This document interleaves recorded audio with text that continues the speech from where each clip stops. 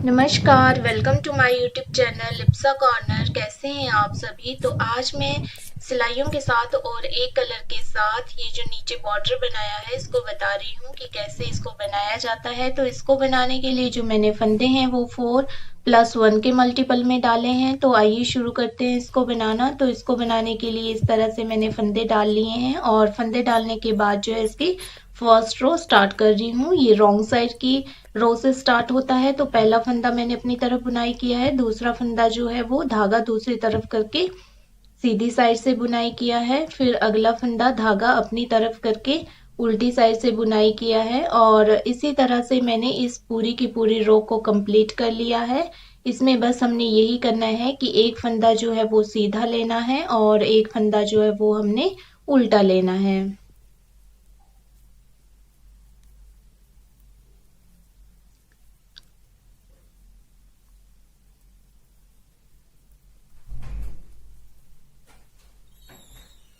ये जो पैटर्न है ये बनाना बहुत ही इजी है और जो स्टार्टिंग में निटिंग सीख रहे हैं वो भी इसको बड़ा इजीली बना सकते हैं। तो इस तरह से एक फंदा उल्टा और एक सीधा बुनाई करते हुए मैंने इस पूरी की पूरी रो को कंप्लीट कर लिया है और ये हमारी रॉन्ग साइड की रो है। इसके बाद इस पैटर्न की जो राइट साइड की रो है उसको हम स्टार्ट कर रहे हैं। तो उसके लिए पहला फंदा जो है वो मैंने स्किप कर लिया है और उसके बाद ये जो सीधा करके दिख रहा है तो उससे पहले हमने धागे को यहाँ पे 2 बार इस तरह से फोल्ड कर लेना है और जो हमारा सीधा वाला फंदा है उसको हमने स्किप कर देना है और उससे अगले वाला जो उल्टा बुनाई किया हुआ फंदा है उसको हमने बुनाई करना है, पर जो धागा हमारा खींच रहा है वहां से नहीं, जो नहीं खींच रहा है उससे हमने बुनाई कर देना है। फिर इसी धागे को हमने पीछे की तरफ ले जाना है और अगले फंदे को हमने सीधी साइड से बुनाई कर देना है। फिर इसी धागे को हमने अपनी तरफ ले आना है और पीछे की तरफ धागे को खींच लेना है। फिर अब धागे को हमने अपनी तरफ ले आना है और जो अगला फंदा है उसकी बुनाई अपनी तरफ कर देनी है। फिर हमारा सीधा फंदा आ रहा है, उससे पहले हमने फिर से धागे को इस तरह से फोल्ड कर देना है, सीधे फंदे को हमने स्किप कर देना है और उसके बाद जो अगला फंदा है उसको हमने बुनाई कर देना है जो धागा हमारा नहीं खींच रहा है उससे। फिर धागे को दूसरी तरफ ले जाना है और अगले फंदे को हमने सीधा बुनाई कर देना है। फिर धागे को अपनी तरफ ले आना है और धागे को पीछे की तरफ से खींच देना है।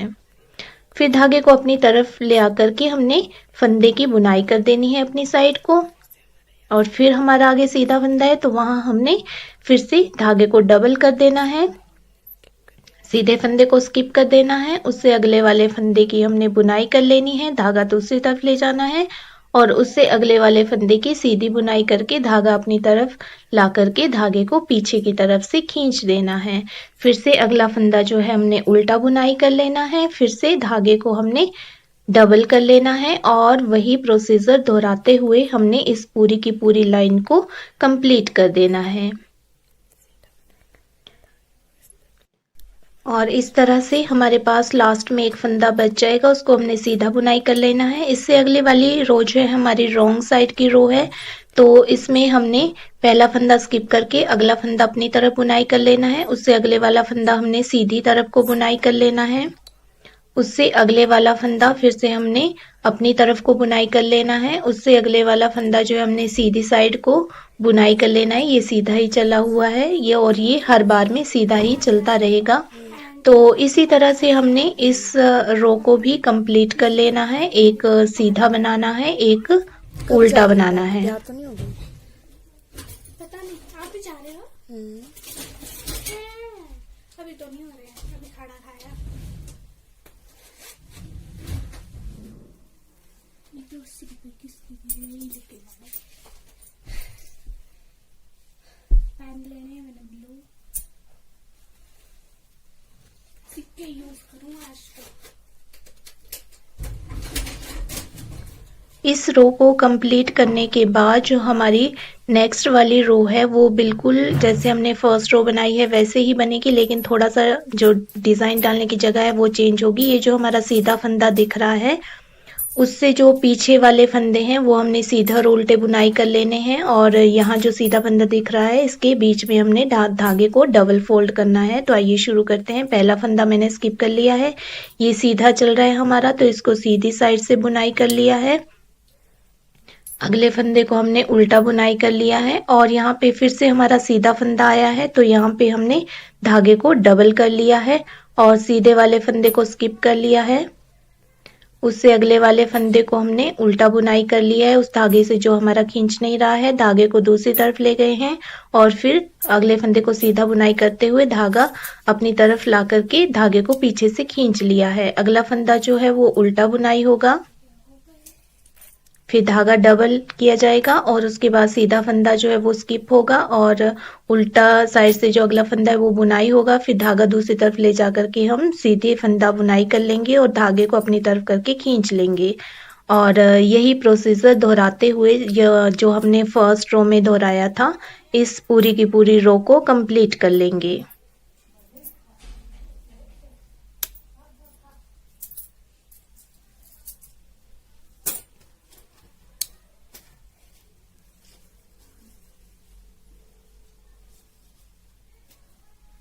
तो इस तरह से आपने देख लिया कि ये पैटर्न बनाना कितना इजी है और बहुत इजीली आप इसको बना सकते हैं।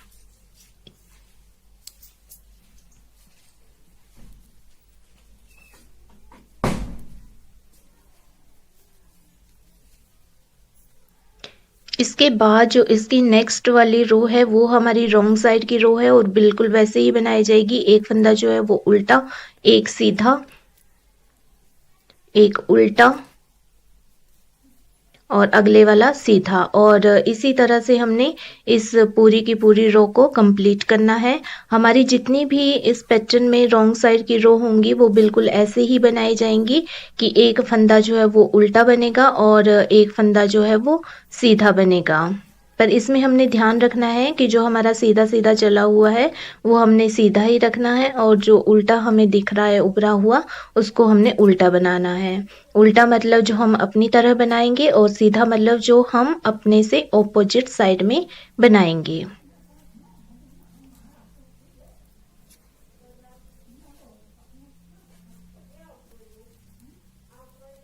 तो इस तरह से हमने इस रो को भी कंप्लीट कर लिया है और इसी के साथ हमारा ये पैटर्न जो है वो कंप्लीट हो जाएगा। इसके बाद जो इसकी नेक्स्ट रो है वो बिल्कुल वैसे ही बनेगी जैसे कि इसकी मैंने फर्स्ट रो बनाई थी, मतलब कि पहले फंदे को स्किप करना है और यहीं पे जो हमारा सीधा सीधा धागा चला हुआ है, फंदा चला हुआ है, उसी के साथ हमने धागे को फोल्ड कर देना है, इसको स्किप कर देना है सीधे वाले फंदे को। अगले वाले फंदे को जो हमारा धागा नहीं खींच रहा है उससे हमने अपनी साइड को बुनाई कर लेना है, फिर धागे को दूसरी तरफ ले जाना है और इस फंदे को हमने सीधा बुनाई कर लेना है, फिर धागे को अपनी तरफ ले आना है और धागे को पीछे की तरफ से खींच देना है, फिर धागे को अपनी तरफ ला करके अगला फंदा अपनी तरफ बुनाई कर देना है, फिर धागे को हमने डबल कर देना है और इसी प्रोसीजर को दोहराते हुए हमने इस पूरी की पूरी रो को कंप्लीट कर देना है। ये रो जो है बिल्कुल फर्स्ट रो की तरह होगी। इसी तरह से आपने सेकंड रो को फिर से बनाना है, फिर थर्ड रो को बनाना है और फिर से हमने फोर्थ रो को बनाना है और इसी तरह दोहराते हुए जितना बड़ा आप इसको बनाना चाहते हैं बना सकते हैं। तो बनाने के बाद जो है वो मेरा पैटर्न इस तरह दिख रहा है। ये देखने में बहुत सुंदर लगता है। आप इसको किसी भी प्रोजेक्ट में यूज कर सकते हैं। इस पैटर्न को आप baby blanket, baby sweater, gents sweater या लेडी स्वेटर में यूज कर सकते हैं। मैंने जो है इसके साथ बॉर्डर बनाया है और उसके ऊपर मैंने दूसरा डिजाइन डाला है। तो अगर आप इसको बॉर्डर में भी यूज करते हैं तब भी ये बहुत सुंदर लगता है देखने में। तो आप जैसे मर्जी वैसे इसका यूज कर सकते हैं। ये जो मैंने ऊपर डिजाइन डाला है इसको मैं अपनी नेक्स्ट वीडियो में बताऊंगी कि किस तरह मैंने इसको डाला हुआ है।